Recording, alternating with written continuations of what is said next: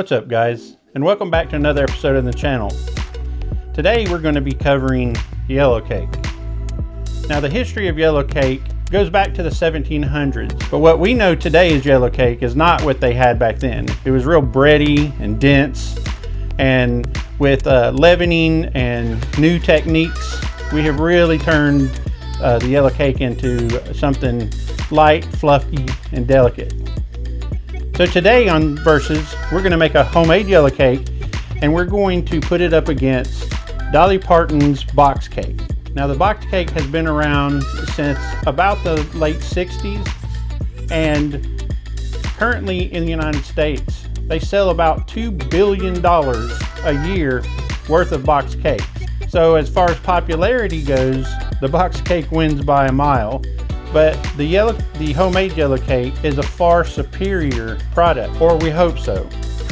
So let's get into the kitchen. Let's get started making both of these. Then we're going to come back here and try them and see which one we like better. Hopefully, I don't screw this up. See you in the kitchen. So here we are back in the kitchen to start this Versus episode. Over here on the left, we have all the ingredients that it takes to make the homemade yellow cake. And on the right here is the ingredients needed to make the box cake. So we're going to jump into this, and we'll do the homemade cake first, and then we'll get into the box cake, which I probably won't even show a whole lot of that because everybody's made a box cake. Let's get into this. Yellow cake feels like a timeless classic, and it kind of is.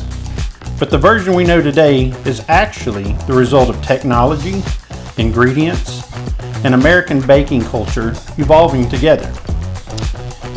Yellow cake is part of a broader category called butter cakes, which date back to Europe in the 1700s. These early cakes used butter, sugar, eggs, and flour, but they were often dense and bread-like. All right, we're going to cream this butter and sugar for 3 to 4 minutes. The yellow comes from egg yolks and butter. Older recipes used whole eggs or extra yolks, which gave the cake a rich golden flavor, a golden color, and a softer crumb. This is what separates it from white cake, which uses mostly egg whites. All right, look at how fluffy that is. That's what you want, is fluffiness. You want that air to get incorporated into the butter. This is an important step in making the cake light and fluffy. Now we're going to start working our eggs, vanilla, and buttermilk, and our dry ingredients. We'll mix it all together in here. Yellow cake really became yellow cake in the US when a few key things happened. In the mid-1800s, the invention of chemical leaveners like baking powder made cakes light, fluffy, and more consistent. Before that, cakes relied on whipped eggs for lift. By the late 1800s, white flour became widely available, and granulated sugar improved. This led to smoother, softer cakes, closer to the modern texture. In the early 1900s, American households started baking more. The reason for this was that printed cookbooks spread recipes, and ingredients became affordable. Yellow cake became a standard home dessert. Okay, we're going to alternate putting our buttermilk and our dry ingredients in at this time.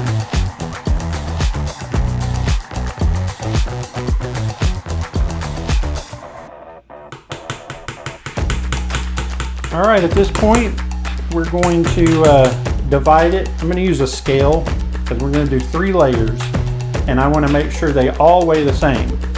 Also, I'm using baking strips on the outside of my cake pans that have been soaked in water. What that does is it keeps the sides of the pan cool to keep the cake from doming, and it gives you flat ones without having to trim off the dome so that they fit together. Let's get our pans ready, and then we'll weigh this stuff out. In the 1950s and 60s is when yellow cake became iconic. Birthday parties included yellow cake and chocolate icing, which we're doing today. And recipes appeared in almost every American cookbook. It became a symbol of comfort and celebration.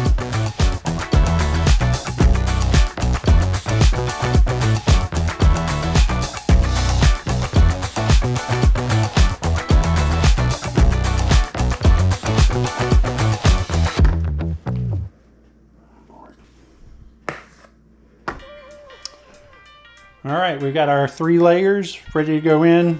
If you see, I put the bacon strips on there. They've been soaking in water.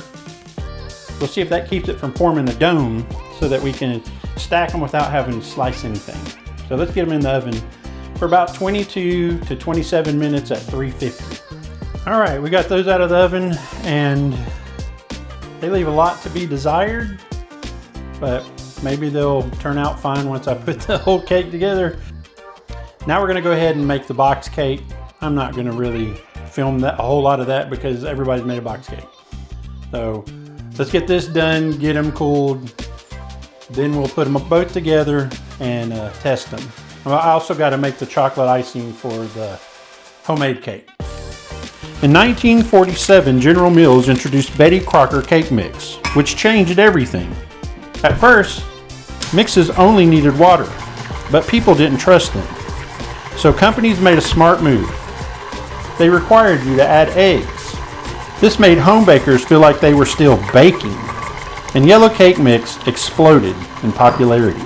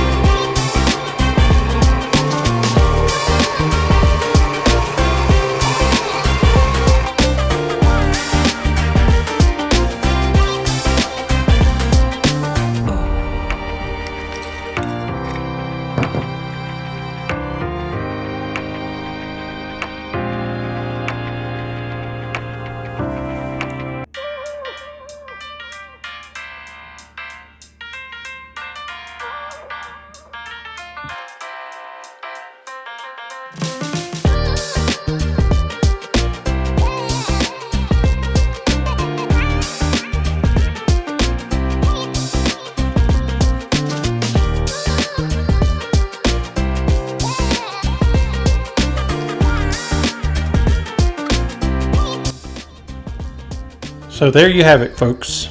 We have both the homemade and the box cake, and they turned out pretty good. I had to go down from 3 layers to 2 layers on the homemade because one of them stuck real bad and it just fell apart. But beyond that, they both turned out pretty good. They look nice, but the true test is in how they taste. So let's get in here. Let's sit down and find out which one reigns supreme. And as they say, let them eat cake.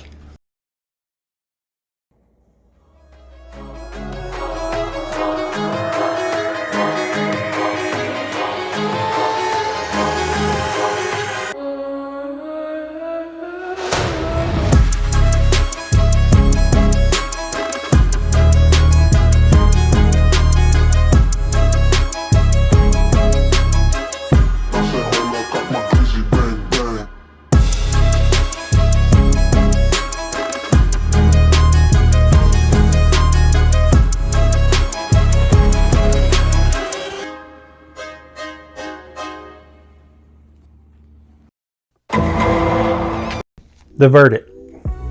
Here we are, the 2 cakes that I made. On the right is the homemade cake, and on my left is the box cake. They both look pretty similar, except the homemade cake is it seems a little more dense, and the box cake looks like it got some air bubbles in it while it was cooking. The homemade cake is a little bit darker yellow, and that's probably because I put the extra egg yolks in it. And then the box cake is a very light yellow. The homemade cake has a homemade chocolate fudge icing, And the box cake has a tub icing that I got from the store. So let's give them a try and see what we think.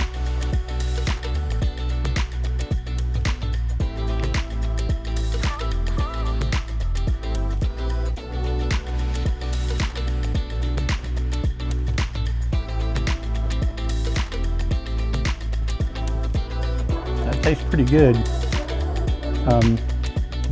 The fudge icing is really, really good. And it's pretty heavy. But the cake, it's moist, but it's a little bit dense. So let's try this one. This is the box cake.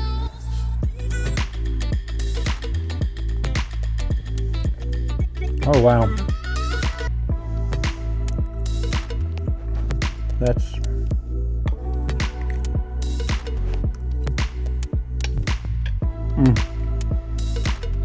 that's really good. It's way, way lighter and fluffier and flaky than the homemade one. I guess I can see why that people spend $2 billion a year buying box cakes. The effort that I put into this cake does not translate to how good it is compared to this box cake. This Dolly Parton yellow cake is 100% better than the homemade cake. Now, before you start killing me, I will say this is the first time that I've made this kind of cake. So maybe I didn't do it correctly, but it's also the first time I've made this cake, and it was way easier, way easier. Probably over an hour of getting this homemade cake ready versus 15 minutes plus another 30 cooking, an hour getting it ready and 30 minutes cooking. So you be the judge. I would say buy the box cake, save yourself some heartache, save yourself some time, and it's delicious. You would be well within your rights to serve this to guests versus this one. So, but we are going to give our judge an opportunity to try them. So first we're going to give her some homemade cake. No ice, no chocolate, just a cake. What do you think of that? That's pretty good. Do they make dog food in that flavor? Really, you liked it? Well, try this one now.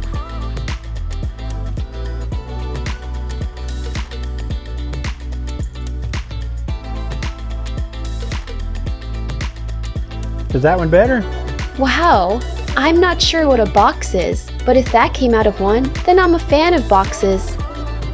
That's what I thought. So there you have it, both from me and from the judge. The Dolly Parton box cake is better than homemade. Well, that's all we have for this video. Thanks for, if you stuck around this long, thank you very much, I appreciate it. And if you could like, comment, and subscribe, that would certainly help out a lot. And we will continue to do these cooking videos. So the next one, we may do either blueberry muffins or brownies. Maybe we'll do both. All right, guys, thanks for coming along, and we'll see you on the next video. Tell them bye, Piper. Bye-bye. We'll see you later.